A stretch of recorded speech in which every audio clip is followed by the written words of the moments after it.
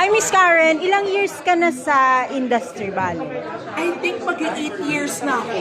O, di ba? Ang dami mo ng achievements. No?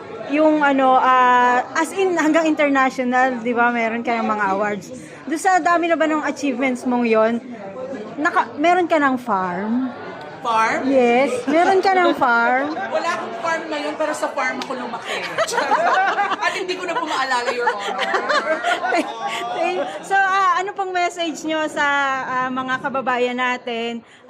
Please invite them para panoorin ang inyong bagong-bagong hysterical revisionism. Ako, mga kababayan namin, supportahan niyo po ang Live Aid. Napakasayang programa po nito. Hatid sa inyo ng UP Samahan ng Mag-aaral sa Komunikasyon. Ika-34 na taon na po namin itong pagpapasaya sa amin pong mga audience. Sana po ma-experience nyo ang Live Aids at makisaya po kayo sa aming palabas.